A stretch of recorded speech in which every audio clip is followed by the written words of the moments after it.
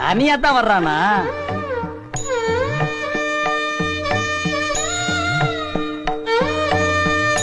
வணக்கம்.